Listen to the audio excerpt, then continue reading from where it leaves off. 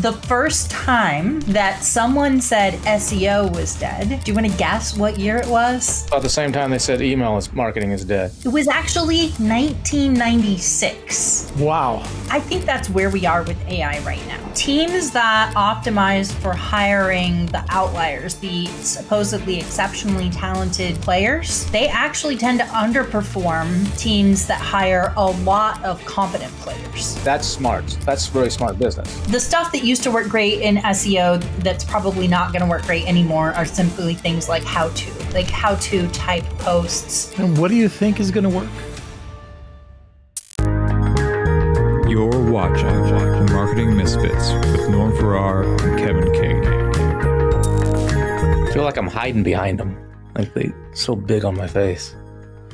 At least you get something to hide behind. Cover up the bags under my eyes. Yeah. How's it going? It's going all right. How are you, Mr. Farrar? I'm a little worn out. We've done a few of these today. A little worn out. That's because you got to work out. You know this. You got to work out so that you don't get worn out. Exactly. Well, you know what? Here's my workout. Yeah, that's a big workout. But you're gonna be I have to say something though. Why? Lately, you've influenced me. Oh, you got a calendar. No, I'm not using an online calendar. I refuse to use online calendars. I don't have that. No, I've been on my balcony smoking a cigar like 5 times in the last 2 weeks. Ooh. By myself, just chilling. I'm taking something out of the Norm book. There you go. You're a guy of systems and processes, and I had to have some empathy for you. And I think that's some of what we're going to be talking about today is having some empathy and systems and process. I look up to you. This is my older, wiser, buddy. So I have to go out and smoke a cigar. I had some nice Cubans. Yep. The ones that the ones that are in that one case that you're always like, hey, you got to be careful here. These are going to dry out. So I'm using them. Good. And I got there with Kona, and she plays for about an hour, and I check on some messages, or I just sit and think. So have I ever sent you over? Whoops, here we go. We're talking over each other again, but that's okay. People are used to it. Have I ever sent you over the 5-page smoke outside working process, or SOP? No, I haven't gotten that one yet. Oh, okay. You need to do that, because maybe our guest today can actually help. I just got to figure out how to turn this into revenue.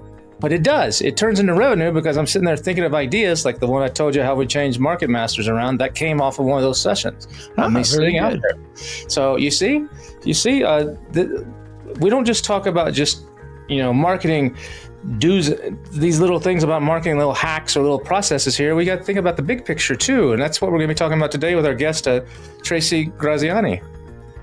Let's bring her on. Let's do it. Hey, Tracy.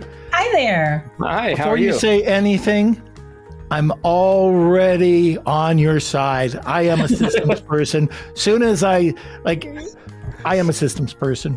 So I'll just say that. I can't wait to get into this. Yeah, Norm I remember the first time I met Norm. He's like, I have a 5-page SOP for how to make coffee in the office. I was like, all right, this guy's not messing around because I don't have an SOP for anything. So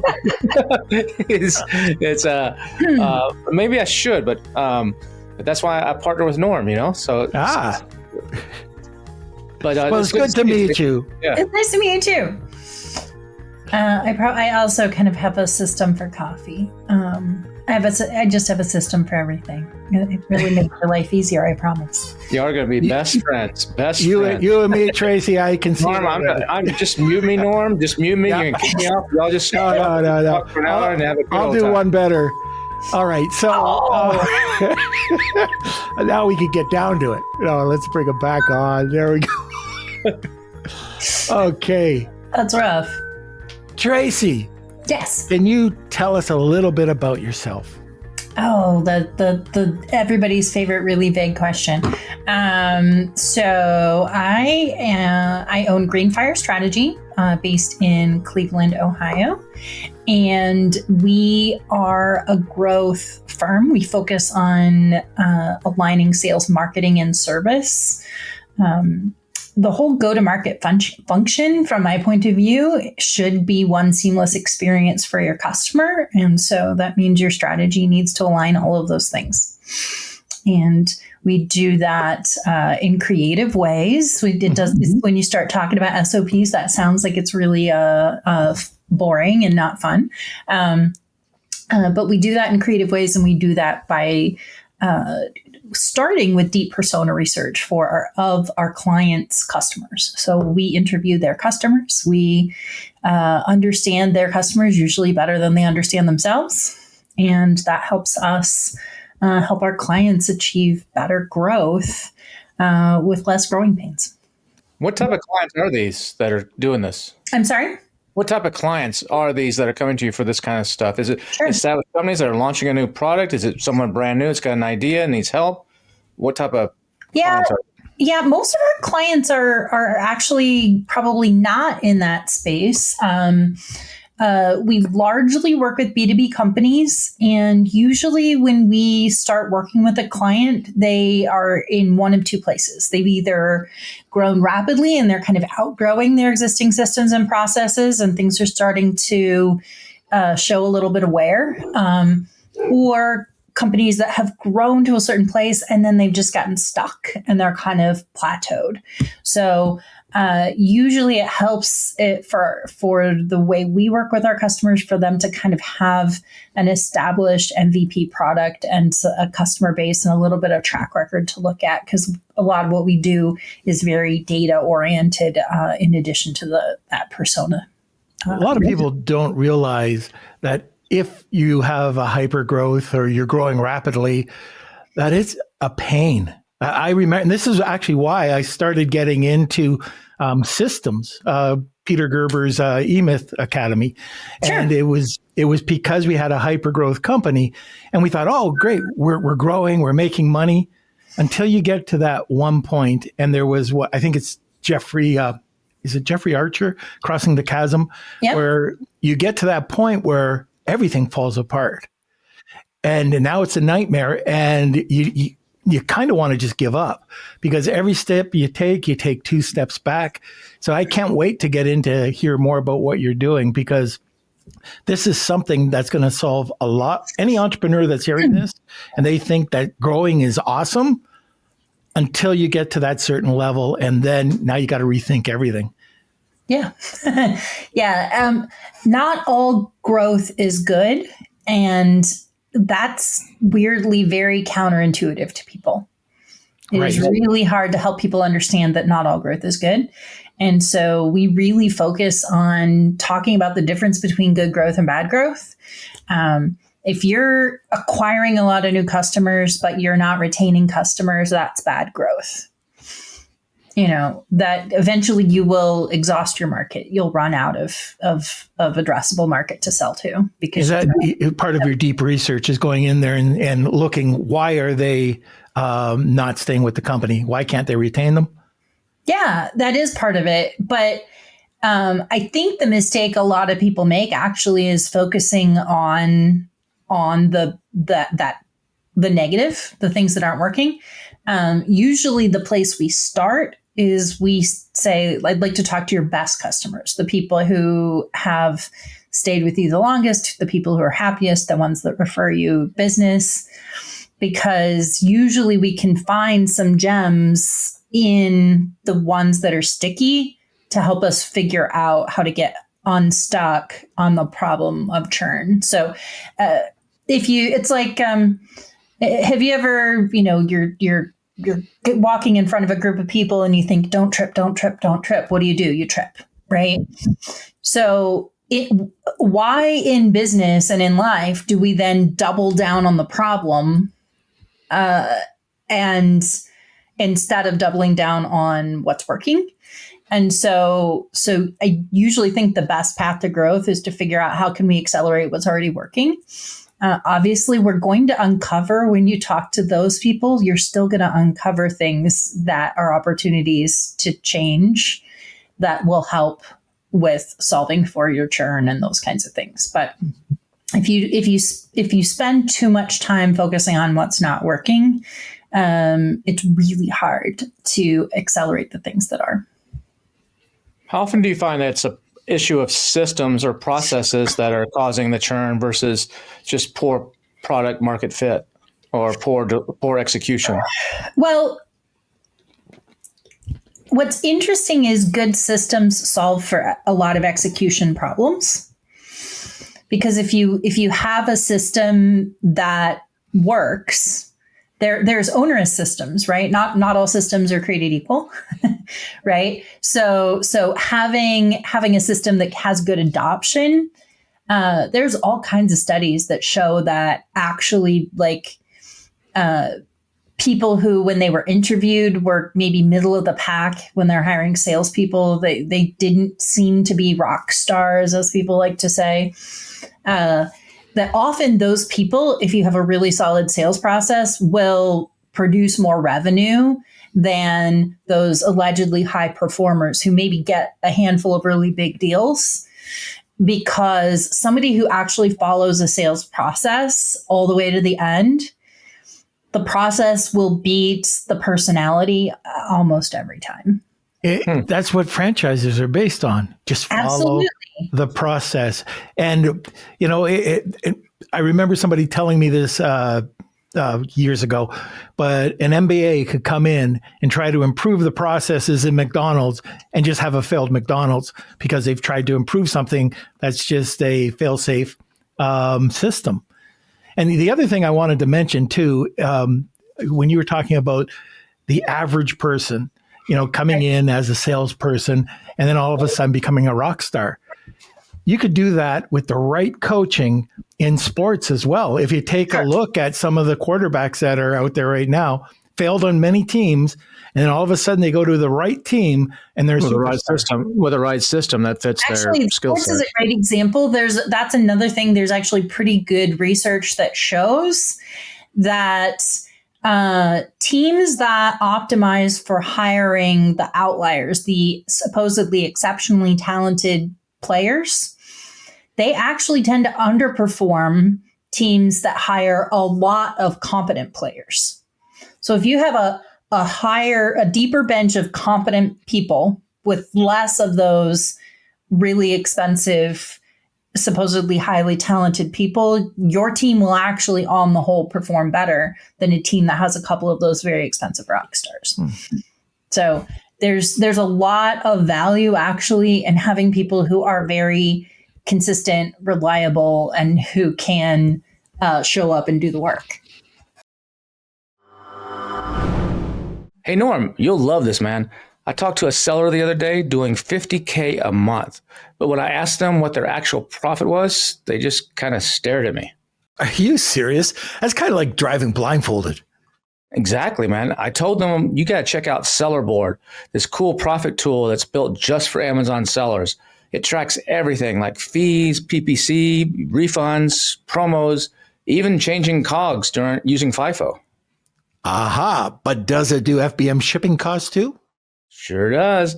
That way you can keep your quarter four chaos totally under control and know your numbers, because not only does it do that, but it makes your PPC bids, it forecasts inventory, it sends review requests, and even helps you get reimbursements from Amazon. Now that's like having a CFO in your back pocket. You know what? It's just $15 a month. But you got to go to sellerboard.com/misfits, sellerboard.com/misfits. And if you do that, they'll even throw in a free 2-month trial. So you want me to say, go to sellerboard.com/misfits and get your numbers straight before your accountant loses it? Exactly. All right. So how do you screen for those people? Is that personality test, or what's the process to actually find? Norm and I have an agency right now that's just getting off the ground. We just signed our first, at the time of this recording, like 5 clients. We have 147 people on a wait list, but we're like, we got to get the systems and the processes in place. And for these first 5, and they're getting a discount as a result because they're with us and like, hey, we're building this plane while we're flying it. But if we got to go out and hire some people to help us out, what would you recommend is the way to find those, not the superstars, but those middle of the pack people that we can put into the systems that Norm's building? Yeah. So there's a few things that I think are really great. When you interview people, there's a few questions that I really like to ask. Also, just full disclosure, I went to grad school to be a research psychologist. So questions are my jam. Like asking people questions is my favorite thing to do. That's probably why we also do a lot of persona research, right? But so there's a whole philosophy in HR called a behavior-based interview. I definitely recommend looking into behavior-based interview tactics and questions. But along that vein, one thing I have found is that in the work that we do, when you're working in a highly tech-involved environment that we are all in now, I don't know about you, looking at you guys, you seem to probably be around the age that I am. When I was in college, about, 1% of what I do every day for work existed at all, right? Mm-hmm. Like it just didn't exist. And so the skills that you need to do the work that I do, I learned those things myself along the way. I either taught myself or I took a class or I read a book or, eventually YouTube came along or whatever, right? But a successful person in an environment like I'm describing is going to be somebody who is going to be able to learn new things and adapt and has a growth mindset. So I'm looking for people who are learners and not academic, but a learner. Those are very different things. So you can have a really great resume. You could have gone to 3 Ivy League schools. But if you can't answer this question for me in a way that shows that you really can work in the world we're in now, then you're not going to be a fit. So I usually ask people, what is the last thing that you learned that wasn't required for work or school? That's important. Yeah. So I'm like, what did you learn? And then I ask them, why did you want to learn it? How did you go about learning it? What resources did you need? What did you discover along the way that you didn't know you needed to know? I want to see, are they someone who views the world as a place where I have the agency and the power to learn, evolve, and grow? If they're that person, then they're going to do well in an environment that has some structure. We have some systems and processes that nurture, but ultimately your growth is a part of how we succeed. One of the things that we try to do is half of the main hire at the beginning is a learner, but they're also an educator. So they can take that process, they understand the process to their, the fullest degree, and then they can teach the people that come in under them. So everybody in the organization can actually write their own processes and procedures, which includes the SOPs. And just that understanding to be able to absorb it and then teach it is something that's so important in our system. I don't know if you're looking for that educator learner, but we're trying to filter it throughout the company. Yep. We actually do like a weekly show and tell. So we have a morning stand up every day. And so we have a different person every week share with the rest of the group something that they're doing in their work so that we can learn it, because we all do different things. And first of all, it helps to understand what everybody else is doing in their work all day. But also it's creating that, right? They become the teacher, not just the learner. Right. So I guess one of the other things that's really important when people say a lot of the times the SOP, but they're not talking about the process. The SOP is part of the process, and the process has to include, you touched on it at the very beginning, the buy-in. So people aren't going to buy in if they don't understand why that cup of coffee is so important to have on fresh in the morning in the office, then they will just overlook it. It's just, it's just coffee. And that's not right. But here's the buy-in. This is why we are doing it. And this is everything you need to know. Here's the prerequisites. Here's the all the acronyms, so they learn, all the acronyms that they need, or any of the spelling that will be defined in the SOP, and then who they're reporting to. I mean, there's such a system outside of just an SOP. Right, because a lot of SOPs sit in a binder on a shelf, or they're sitting in a knowledge base that never gets clicked on. And you're the only one that knows it. Right. So that's pointless. And that's also why I believe in things like, since you're a process nerd, you probably read Checklist Manifesto, right? That's why I believe in things that make the process tangible, like a checklist, because if it's this really heavy, weighty document with 72 steps, people are probably not going to reference it. But if there's some way for them to quickly implement it and double check their work, you guys are in marketing. So we have very, very detailed briefing process that we use, right? And we use it, and that's a consistent process every time. And then we have a checklist, so at the planning point, we use the brief, and then the content is created, and then we have a checklist that reviews it at the end, and that's how you can consistently create good content. And I don't have to hire again, back to this rockstar, right? Like, people think, oh, well, I've got to get this. We work in B2B. Our clients, a lot of them are in sustainability and healthcare and things that are highly technical. Our clients are PhDs. They're very, very smart people. Their customers are very, very smart people. But I do not have to have PhDs who cost $400 an hour on staff to do the writing for our clients, because our clients are the expert on their science, and our writers are the expert on writing for humans. And so our writers follow a process, and they rely on our client for the scientific expertise piece of what they're writing. They can interview the scientist to get the science, And so that's the beauty of process, and that's the difference of having a process versus, focusing on finding this sort of like perfect hire. There is no perfect hire anyway, right? Like, the smartest person in the world could be a terrible employee. Probably. I know a lot of geniuses that are not good employees. In fact, they're probably more likely to be a terrible employee, to be real honest. Exactly. Now, you say, is that part of the empathy thing? Because you say a lot, I've seen in some of the blogs and stuff on your site, that all the growth starts with empathy. And what do you mean by that? Yeah. Here's the thing. I don't care if you sell widgets or you sell hot dogs.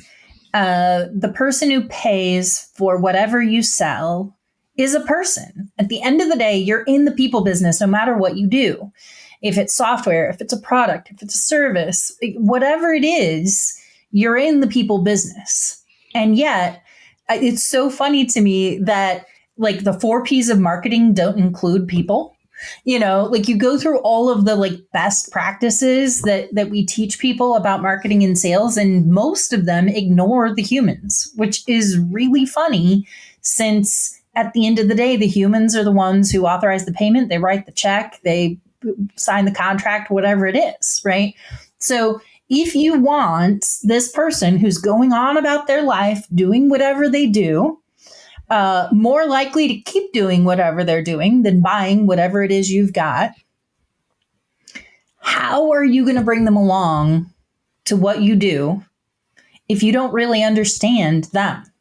Like, if everything you think about that is bad sales, bad marketing, and bad customer service, the common denominator in all of those things is that it's out of touch with the people, right? When you guys work in marketing, you probably get cold outreach from people that are like, hey, we could build you a website. And you're like, dude, like, that's what I do. Why are you reaching out to me? Right? Like, it's so tone deaf and stupid, right? There's no empathy there. They never bothered to even pay attention and understand what you might need help with, right?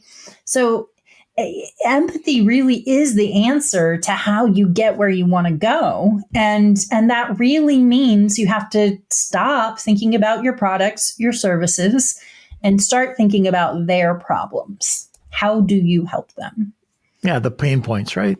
Yeah, but it's not just about the pain, right? It's also about the promise. Like a lot of people are motivated by what they're going to get out of working with you in some way. Like when you're in a service business like yours, their pain points are not necessarily something they're even authorized to spend money on, right?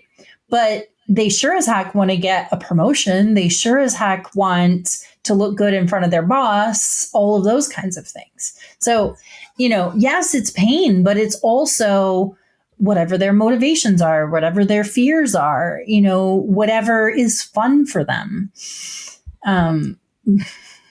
We had a guy on a couple of weeks ago, Scott Cunningham, and he writes these incredible avatars. What does life look like before you have the product? What does it look like after the product? He's got all these questions laid out, very, very thorough. Sure. And as you were talking, I was thinking, I've never done this, but what does the life look like for my employee?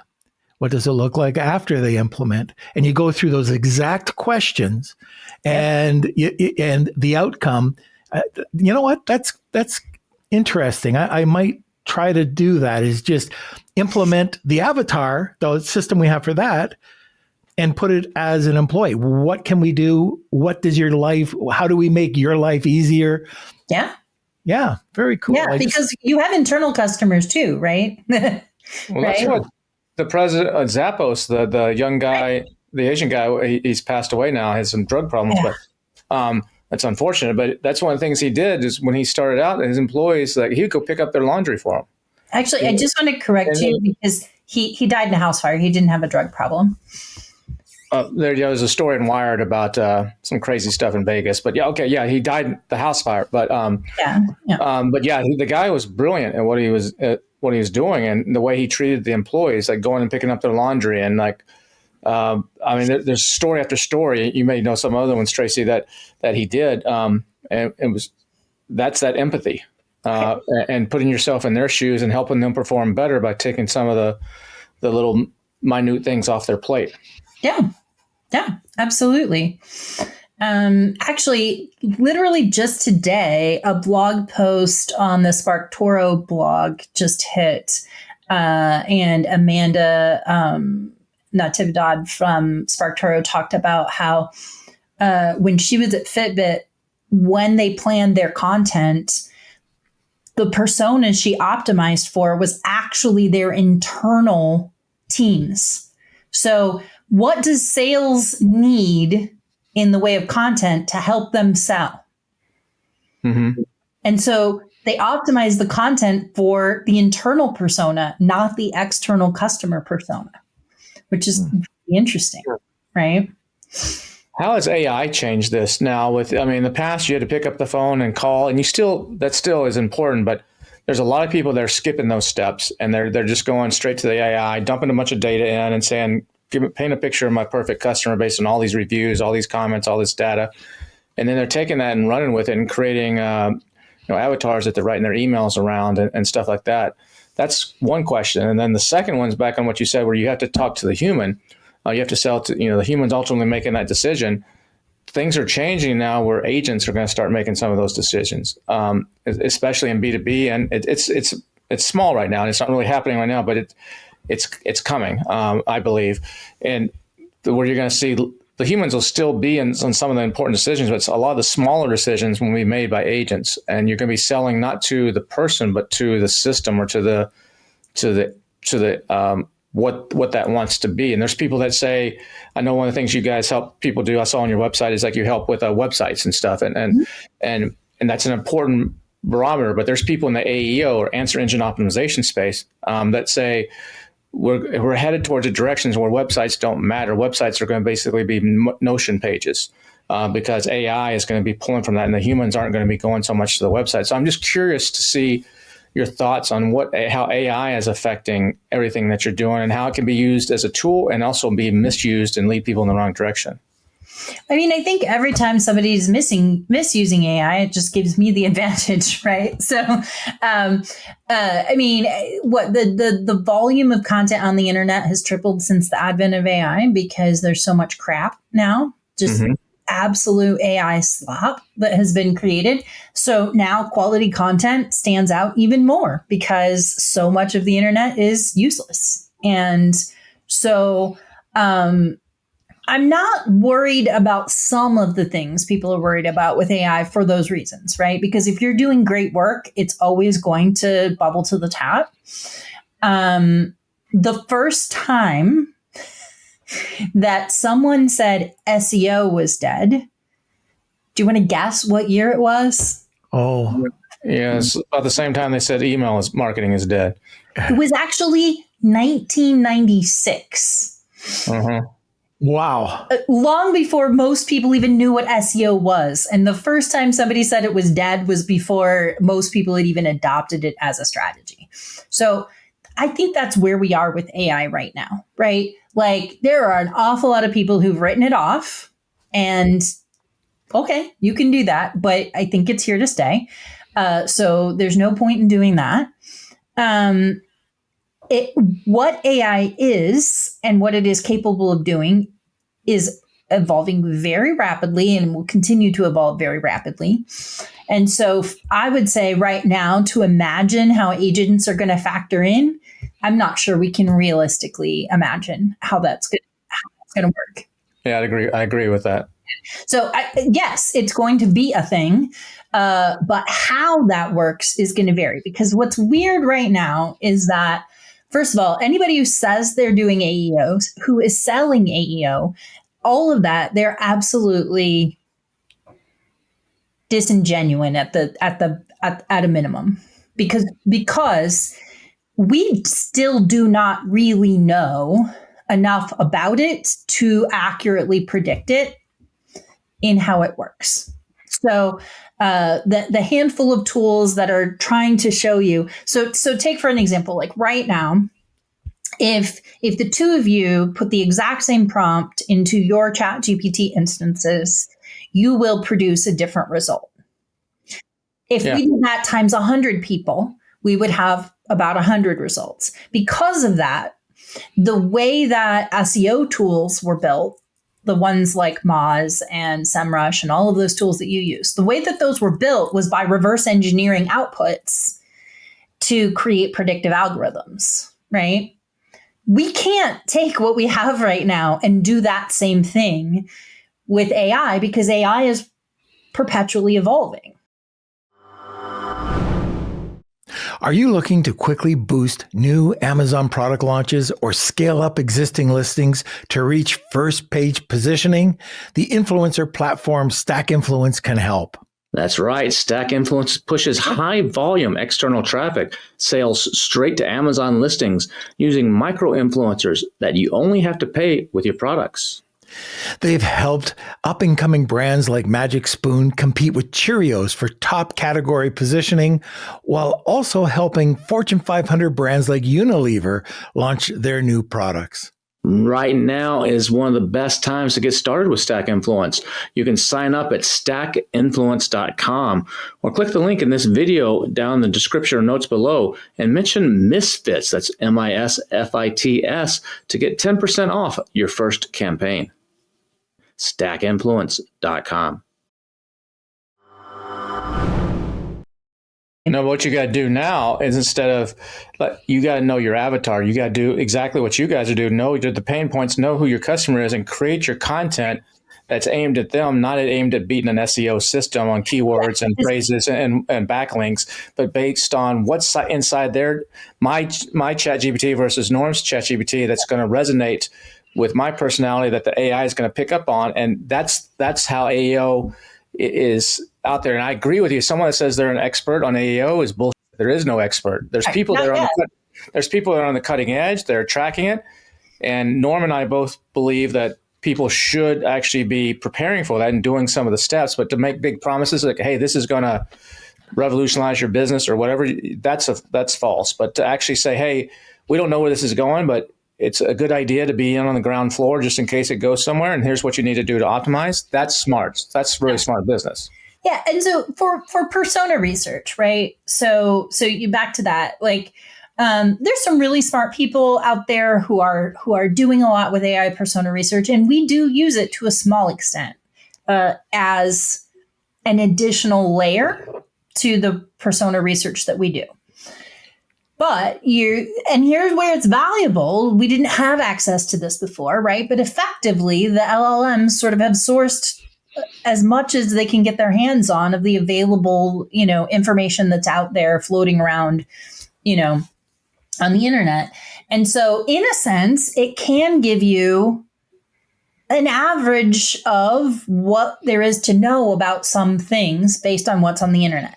Now, a couple minutes ago, I mentioned there's 3 times as much stuff on the internet now than there was before the advent of LLMs. Or really before ChatGPT. LLMs have been around for a longer time, but before ChatGPT. And so we know that a large percentage of what it's sourcing now is self-referential. A lot of what it's sourcing is AI slop. And oftentimes incorrect. So the AI is sourcing AI. And so you have to take it with a grain of salt. Now, there's other pieces of the LLMs that are getting better at citing their sources and all of those things. But if you follow the sources, you still have to check your data, right? You follow those sources, you're going to find some of those sources are clearly AI junk, right? So it is a tool. It doesn't replace things, but it certainly can enhance things. But here's how people can use AI. The thing that they're sleeping on, the thing that is just mind-blowing to me is that everybody is trying to use AI to generate stuff. And I do realize that it's generative AI, right? That's the first thing people want to do with it, right? But the opportunity that exists is in the analysis.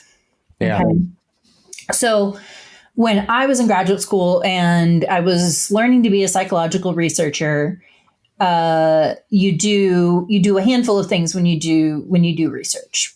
When you're researching humans, you can observe humans. So you go to their workplace or whatever the study is about. You go and you observe what is happening, and you write down what you see. You could film it. You could take audio recordings, and then you try to catalog everything that you've observed.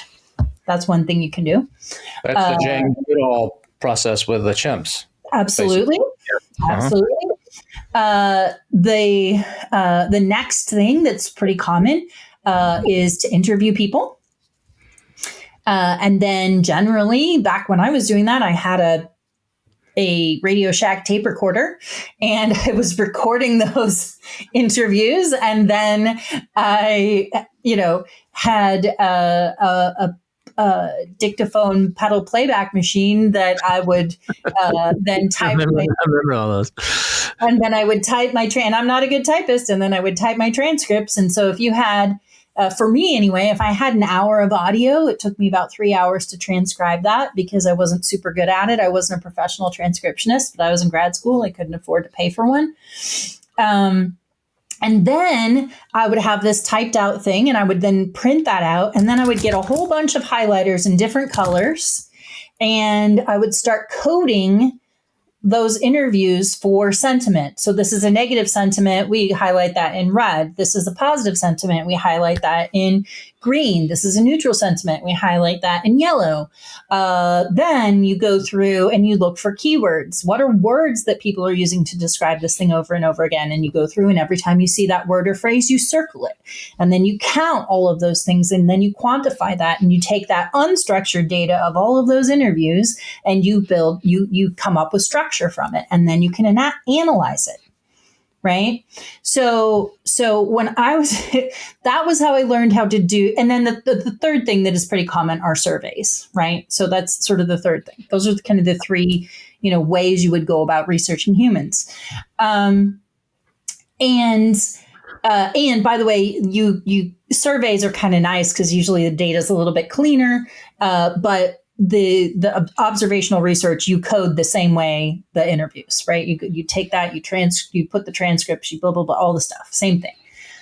All of that stuff, the way we did that in the past, it would take hundreds and hundreds of hours to analyze a data set just to see what you have. And then you can interpret that and draw some conclusions, and then determine often that you need to do some more research because you've uncovered questions that didn't get answered and you need to go back, right? So all of that stuff I can now do with AI in moments. Yeah. Yeah. So we interview our clients' customers, right? I interview them on Zoom. My AI note taker is there. I do a 45-minute interview with 3 people from the persona category, typically, at least 3. So do at least 3 of our clients' actual customers that fit this particular persona grouping. And then ideally, I would interview 3 people who are not customers of my client who fit that persona grouping. So now I've got almost 6 hours of audio, video, and transcription. Those AI tools create the transcript for me, right? Mm-hmm. And so now I can put all of that into Notebook LM, and it can code all of that for me. All of that coding, it can do for me, and it processes it in a few minutes. And That's then a nice trade-off. Yeah, exactly. And so what it allows me to do is a much higher volume at a much lower amount of time. Because let's face it, that time with the dictaphone, that wasn't valuable time. That wasn't a good use of my brain, right?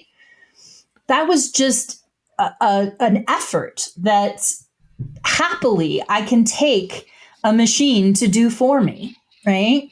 So that's the beauty of AI, is I can put all of that. And the beauty of a tool like Notebook LM, as an example, is I put my data in there, and it's only messing with my data. It's not pulling in random crap off of the internet. It's just my data.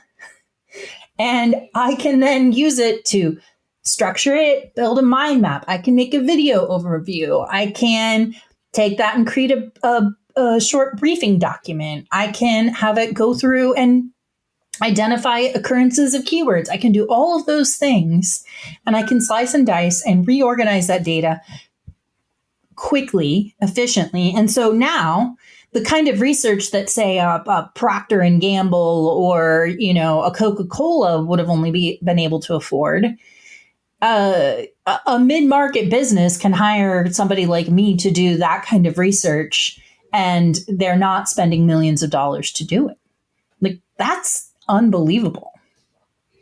Yeah, one of the tricks that we have, we write a lot of content, and again, it's AI, and we tell our clients that it's AI, but it has a human at the end of it. So we'll go out, we'll do some research. If it's a content or a blog article, we will have one of the editors go through, and like we get, I forget the name of the company. It's not Jasper. Anyway, we get about 5 or 6 different summaries from the top blog articles. we get it to the writer, they take a look at it, and then they import it into a blog article, but then they humanize it. They go through and they take the points and they stretch it out. That way, the AI isn't just looking at it as AI crap. It's actually good quality content. And from what I believe, from what I've heard, is that the human content is being weighted higher than the AI content. So it actually helps our clients as well. I mean, there's a few things that we know right now that I'm sure will change, but there are some things that are very apparent because they are consistent, and that's what you can look at if you were going to pretend to do AEO. There are some things that are consistent. When you look at like a Perplexity that cites its sources really well, you can see a theme that shows up in the things that it cites. It likes well-structured content that is broken into smaller chunks of information and has very clear titles and subtitles, H tags that are... Yes, it really likes a good schema. So it loves a listicle, those kinds of things, right? So comparison charts. I'm sorry? Comparison charts too. It loves comparison charts. It loves, so those are some things you can absolutely employ that will help you in answer engines. But at the end of the day, if you're really being empathetic and helping people with what you make, it's going to naturally occur, right? So, and we have a policy of we don't write with AI. We use AI for the research. I highly recommend Content Harmony to build your briefs. It employs AI and it looks at search intent, and intent is really, really important now more than ever because people aren't just, the thing we didn't talk much about is the other part. There's still people using Google. That hasn't stopped. No. Right. And in fact, Google use is actually up this year to last year. So it's not going away. But Google is 60% of Google searches end without a click because of their AI overviews. And so now you have to kind of think about what zero-click content, right? So, or writing things that don't lend themselves to an overview. So having a point of view, having an opinion, including humor, there's a lot of things that would make somebody actually click through and read your article on your site because it has more meat to it than just being the fact. So the stuff that used to work great in SEO that's probably not going to work great anymore are simply things like how to, right? Like how to type posts are probably not going to fare well for people anymore because that is definitely, from an intent perspective, something people are using AI for more than the way that they were using search. And if it's a how-to type thing, Google's going to give it us in their AI overview as well. So, and what do you think is going to work? What are your thoughts? What works? Yeah. Original research. So if you are the authority on this thing, you have conducted a survey or a study or something so that you are the original source of that data point. That's super, super valuable. Opinion works. I don't want to get into all of the darkness that is on the internet right now, but obviously from social media, you can tell people really like strong opinions. And strong opinions do work. And guess what? You can have strong opinions about your work stuff, right? I'm sure you have very strong opinions about your SOPs, right? I have very strong opinions about email subject lines and certain things, right? Like we all do. And the previous approach was always like, we need to be very neutral. That's a professional thing to do. And actually, I would say the best thing to do now is to, put your flag in the ground and say, we are pro this or we are anti this, and here's why.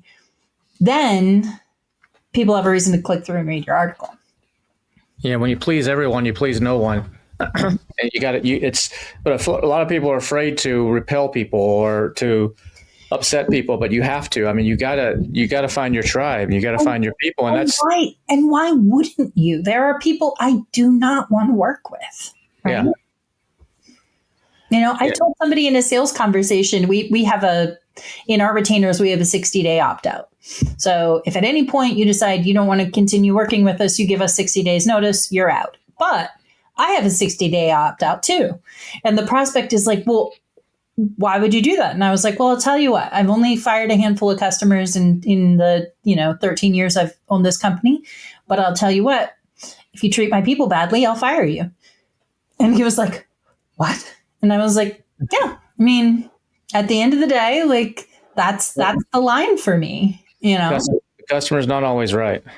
Yeah, not if they're abusive, not if they're cruel, It is a lot easier for me to find a new customer than it is for me to find a good employee, right? And who wants to work with somebody that's just a pain in the right? And who does like who Kevin. should be? I feel like I have the responsibility to protect my people, right?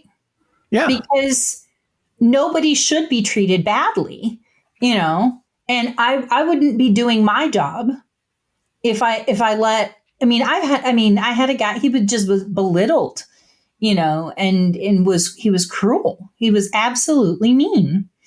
And it costs exactly $0 and no more time to be polite.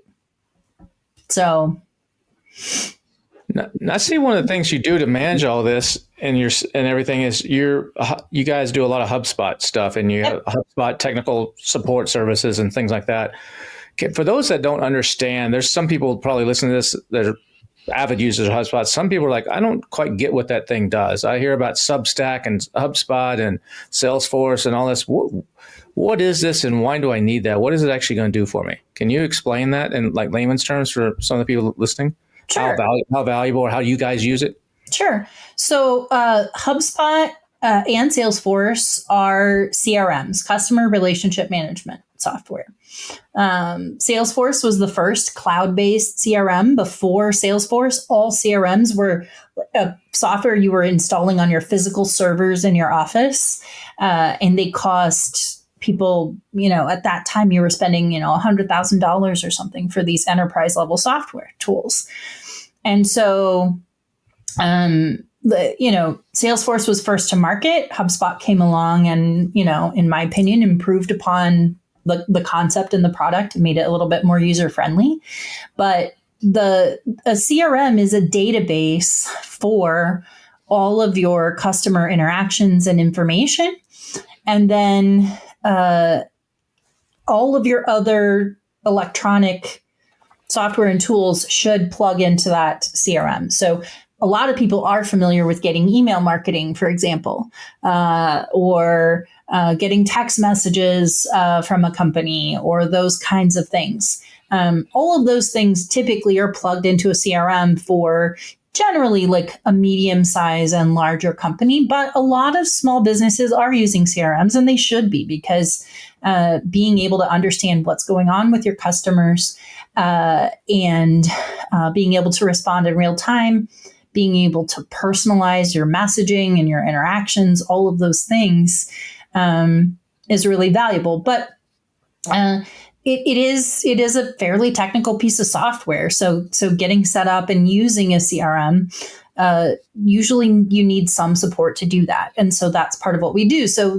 that's part of where my, systems and processes thinking factors in, because it's really nice to have a database, but if people aren't using it, you don't have any data in your database, right? So we work with our customers to understand how they're selling and what we can do to help them improve their sales process, and then automate as much of it as possible with that software. So instead of you sitting down to your computer and manually sending emails to people, oh, that the proposal you just sent out, before this call, 3 days from now, you probably want to check in with them if you haven't heard back. if you just have to remember to do all of those things, some things are going to slip through the cracks. And so that's why you would use automation with a CRM to make sure that they don't. Because wouldn't it be nice if just 3 days after you send the proposal, if they haven't replied, they get an email from you that says, hey, what did you think of the proposal? Hey, Kevin King and Norm Farrar here. If you've been enjoying this episode of Marketing Misfits, thanks for listening this far. Continue listening. We got some more valuable stuff coming up. Be sure to hit that subscribe button if you're listening to this on your favorite podcast player, or if you're watching this on YouTube or Spotify, make sure you subscribe to our channel because you don't want to miss a single episode of the Marketing Misfits. Have you subscribed yet, Norm? Well, this is an old guy alert. Should I subscribe to my own podcast? Yeah, but what if you forget to show up one time and it's just me on here? You're not going to know what I say. I'll buy you a beard and you can sit in my chair too. And you can go back and forth with one another. Yikes! But that being said, don't forget to subscribe, share it. Oh, and if you really like this content, somewhere up there's a banner. Click on it and you'll go to another episode of the Marketing Misfits. Make sure you don't miss a single episode because you don't want to be like Norm. Oh. This CRM or HubSpot, Yeah. It's more of a business in a box. And the way that I look at it, for anybody who's in the Amazon selling game, back a few years ago, and even now, but you had these apps. Everybody had to, get a $99 a month, $150 a month, but there would be multiples and they would overlap. You'd want something from this app, something from this app, something from this app. Well, with this type of hub, it puts it all together so you don't have to have these 3, 5, 10 different types of apps. It's all in one, which it might look a little pricey at first, but when you consider everything that is involved, it actually is quite affordable. Yeah, and it's automating things that would take up labor, right? So it allows you to do more with less people, which I know in some ways sounds bad, but it's doing the work that's not fun for people to do anyway, right? Nobody wants to spend a lot of time sitting in front of their computer sending emails, right? I think we'd rather do more valuable work with our time. Well, one of the things you guys do is you also come in when you do this analysis, and I saw on your site something, I don't remember what the number was, like a case study or something, you raised revenue like 30% or something like that. What are you seeing that moves the needle the fastest? There's long-term revenue generation or cost cutting that can actually increase bottom line, but you mentioned a minute ago, subject lines, you're really rigorous on your subject lines. That sounds like email is an important part of the mix, but what do you say moves revenue the most for, I know it's varied by business, but just if you had to overall say, these are the 3 movers and shakers generally, what would those be? We always start, so all of our clients start one of 2 ways. We either do a growth plan, where the growth plan involves persona research, competitor research, and an analysis of their current systems and processes for what they're doing in sales, marketing, and service. And so usually through that, we can uncover whatever things are working and what things are not, because we try to tie ultimately their results back to their activities. And so one of the first things we want to figure out is before you ever add anything, you always want to figure out what you can cut, right? So if you're, we had a client a few years back, they were doing 5 newsletters. Now, there's other clients I would actually recommend 5 different newsletters to, because you might have 5 very different personas and you want to have something really highly personalized so that people want to read the newsletter, right? But in this case, that company didn't have the human bandwidth to do 5 newsletters. And by doing 5 newsletters, none of the newsletters were performing. They all had an open rate that was like far, far below average. And so in their case, it was like, okay, let's do 1 really good newsletter instead of 5. Let's cut 4, keep one, improve the one we have. So I think generally what contributes to growth is aligning your strategy to what is working instead of aligning your strategy to what your goal is. So most companies, I find, don't actually have a strategy. They have a list of tactics. So that's more the outputs versus outcomes thing. Exactly. That you talk about sometimes. Okay. Right. Because here's what happens, right? So the CEO or the owner is like, well, we need to make this revenue goal by the end of the year. And then the managers under that, like the VPs or the C-levels or whoever, right? Then that gets broken into what they're going to do. And so then they break that out as like, okay, well, sales then is going to, then each salesperson is gold X number of dollars of that total revenue goal. And then marketing is like, well, then right now we have a close rate of 22%. So based on that revenue goal, now marketing needs to generate this number of leads to get that number. And then that becomes the strategy. That's not a strategy, right? That's just a math practice. And then then the next piece is like, okay, so now we have to get this number of leads. So then the people are like, well, how are we going to get this number of leads? And then it becomes random acts of marketing.